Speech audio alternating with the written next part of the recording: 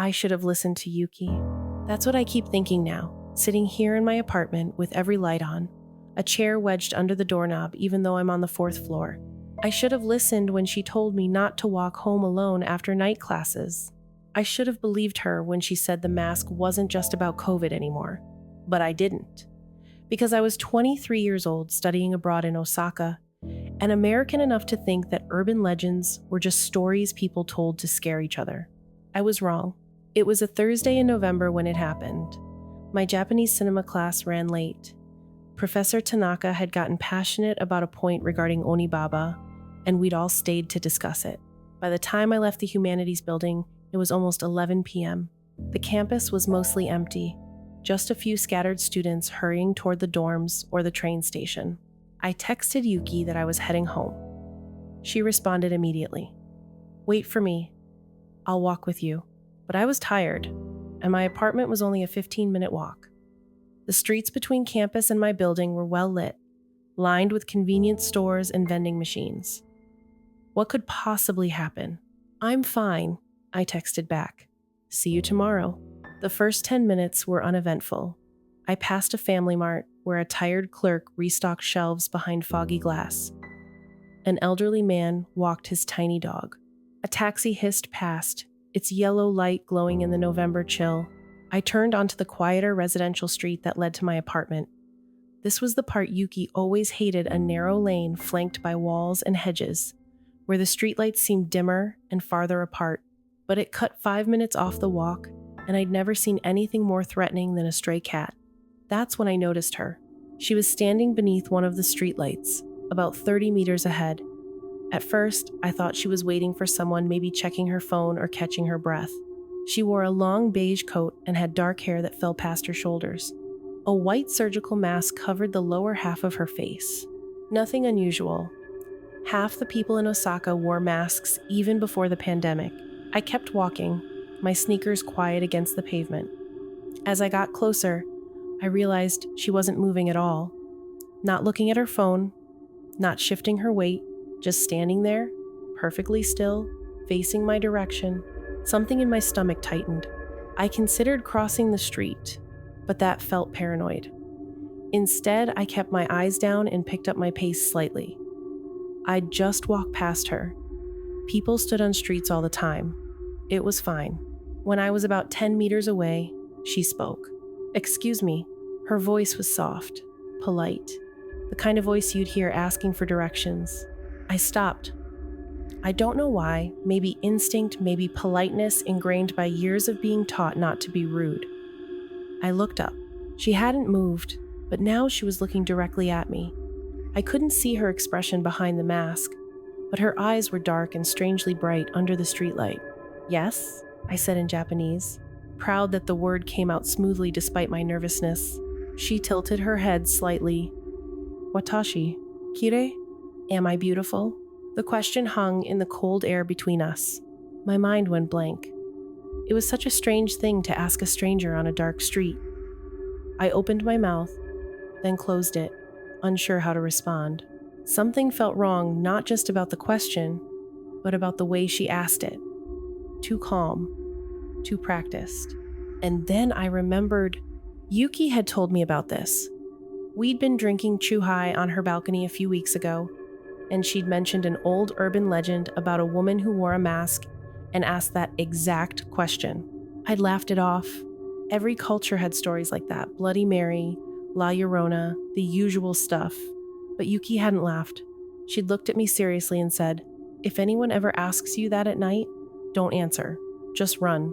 I stared at the woman under the streetlight. She was still motionless, waiting for my response. Her coat stirred slightly in the breeze, but she didn't seem to feel the cold. I started, my voice cracking. "I'm sorry, I need to go." I tried to step around her, to continue down the street, but she moved faster than I expected, blocking my path. She was taller than I'd thought, much taller. "Watashi, kirei?" she asked again, and this time there was something in her voice. Not impatience. Something worse. Anticipation. My heart hammered against my ribs. The street was empty. Every house around us had its lights off, windows dark, Even the distant sound of traffic seemed to have faded. Yes, I blurted out, because what else could I say? Maybe if I answered, she'd let me pass. Maybe she was just a strange woman having a bad night and I was being paranoid. Yes, you're beautiful. She stared at me for a long moment. Then her hand moved to her mask. No, I started to say, but it was too late. She pulled the mask down. Her mouth was wrong. That's the only way I can describe it. It looked like someone had taken a knife and carved a smile from ear to ear, creating a grotesque, permanent grin. The scars were old but raised, the tissue puckered and pale. When she smiled, and she did smile, the torn flesh stretched even wider. Core demo? And now? I couldn't move, couldn't breathe. My brain was screaming at me to run, but my legs had turned to concrete. She took a step closer, and I saw what was in her other hand. Scissors. Long and silver, the kind you might see in a fabric store. Core demo? She repeated, and her voice was different now. Harder, expectant. The right answer came back to me in fragments. Yuki's voice from that balcony. Some people say you can escape if you say she looks average, or if you throw candy, or if you... Average, I whispered. You look average. She stopped moving. For a heartbeat, nothing happened. Then her head tilted again, that same slow, mechanical movement. Her mutilated smile didn't change, but something in her eyes did. Average, she repeated, testing the word. I didn't wait to see what she'd do next. I ran. I ran harder than I'd ever run in my life, my bag banging against my hip, my breath coming in ragged gasps. I didn't look back. I couldn't. The street seemed to stretch on forever, each pool of streetlight impossibly far from the next.